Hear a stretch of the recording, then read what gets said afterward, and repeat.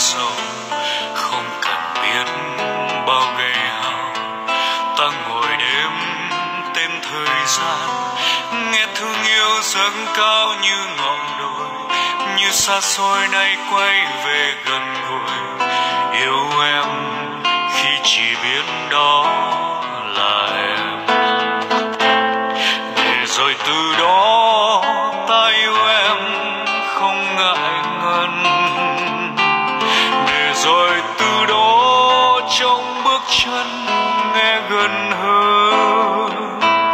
Một ngày lại đến trái tim ta dại cuồng, rồi từng chiều đến mang nỗi buồn vô biên.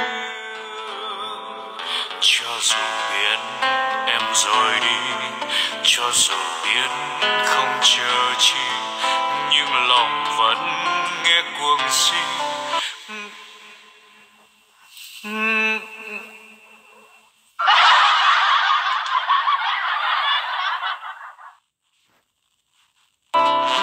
Nghe trong ta quên đi lòng sầu hận, ta yêu em chưa bao giờ một lần. Yêu em vì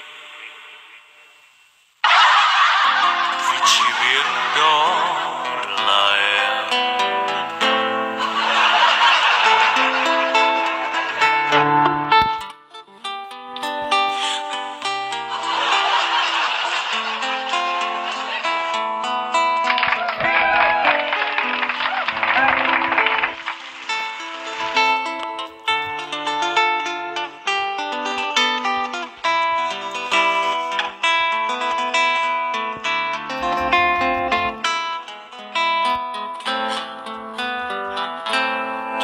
Không cần biết đêm dài sâu, không cần biết bao ghê hao.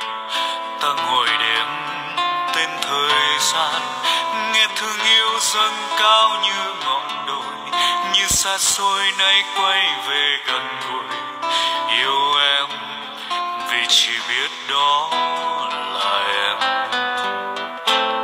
để rồi từ đó ta yêu em không ngại ngần, để rồi từ đó trong bước chân nghe gần hơn.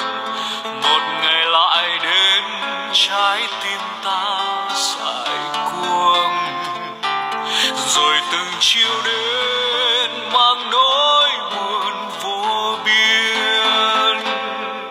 Cho dù biết em rồi đi, cho dù biết không chờ chi, nhưng lòng vẫn nghe cuồng si. Nghe trong ta quên đi lòng sầu hận, ta yêu em chưa bao giờ một lần. Yêu em vì chỉ biết đó là em.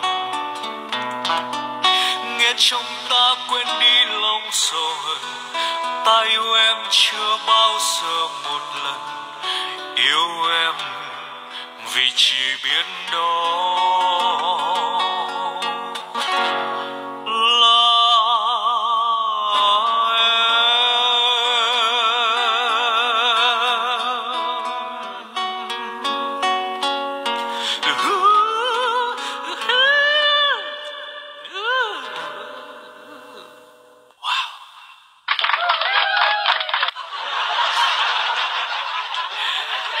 Far on me, beautiful.